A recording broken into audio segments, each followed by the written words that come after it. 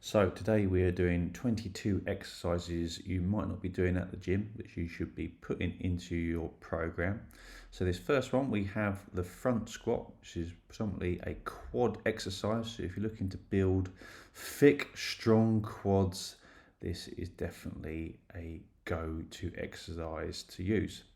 The next one, we've got this Hex Par Deadlift. Now, if anyone suffers with a little bit of lower back issues when they deadlift, this can be a great variant to hit a pulling motion from the floor, as it keeps your spine a little bit straighter, puts a little bit less pressure on the lower back, but it does actually work your quads fairly hard here, where the deadlift is more of a hamstring exercise. But you still do work your hamstrings when you do this. Now, a bit more fundamentals stuff everyone should be doing, and hopefully you are doing it at the gym, as long as it agrees with you. Just a normal barbell back squat. One of the fundamental pillars of strength here. So unless you have serious lower back issues, it's definitely a go-to exercise for everyone for a lower body strength movement. Obviously, keeping that back lovely and straight as you do that exercise is vitally important. And now we're going for our traditional deadlift. So I like an over-under grip when I do my deadlifts. Now I'm touching the floor here, but anyone with a lower back issue, you don't actually have to touch the floor when you do a deadlift, and you can get some sort of cushions, etc. at the gym. Some gyms have where you don't have to make that quite full range of motion if that last bit gets you. But obviously a fundamental pillar of strength again here in the deadlift, and more suited to work your hamstrings and your glutes. So we just have a narrow grip row here with a barbell. I like this as a little bit of variant, as I don't see as many people using this at the gym, and I actually get a really good feeling out of this exercise.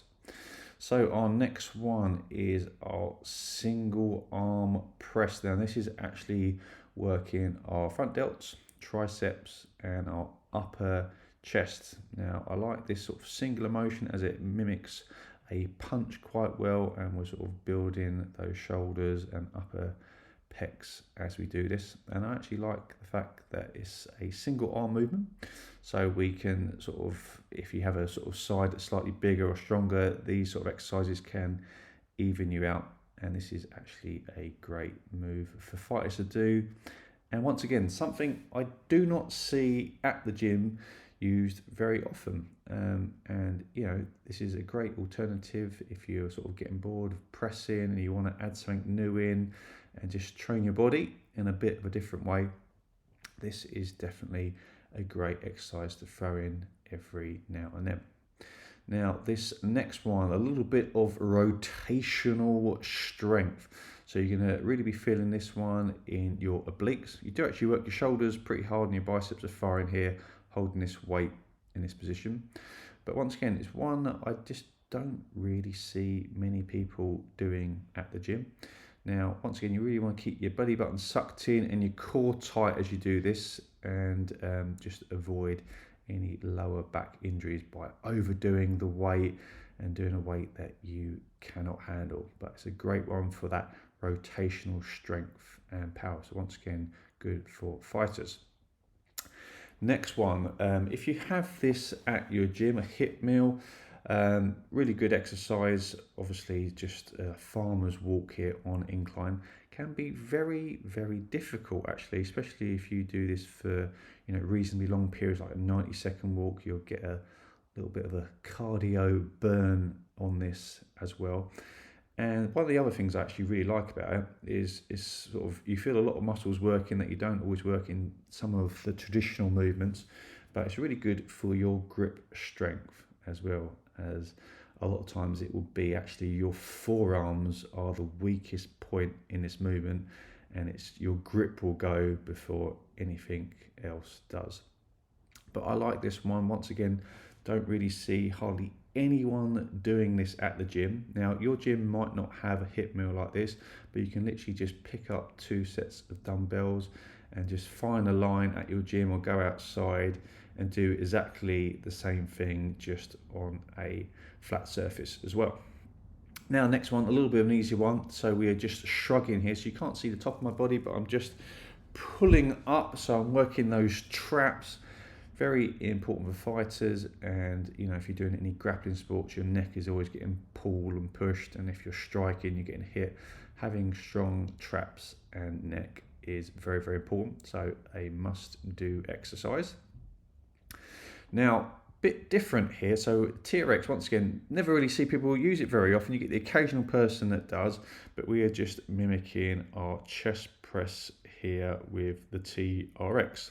So a good one to throw in if you are not used to doing this, as you work in different sort of stability muscles when you're using a TRX that perhaps you're not if you're used to just lifting with machines, etc. And it can be a little bit easier to recover from when you use the TRX, as it's a body weight exercise. So the next one is our row, and you can see me just adjusting now, so I wanted to get a little bit more pressure. So the further you walk your feet in with this one, the more pressure you get in your row, and it can just change things up a little bit from just doing a dumbbell or barbell row. And you like I say, you recover a little bit easier with body weight exercises, as it has a little bit less of a hit on your system. So just changing it over now, we're just doing a normal bicep curl with the TRX curls for the girls, and we're sort of trying to take our knuckles towards our chin as you do this. And I like this one as a little bit of finisher sometimes to my workouts. So I've just changed straight over there, just supersetting this with our tricep work here, hitting those skull crushers in a bit more of a safer way with the TRX, because you don't have a weight dropping down on your head and giving you a headache. Now I can really feel that one burning actually, and you really try and get a full range of motion if you want to get the most out of it.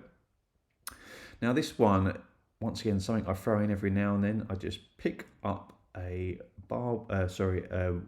free weight, and I'm going to chain a few exercises together just to get a little bit of a burn going, a bit of a finisher again.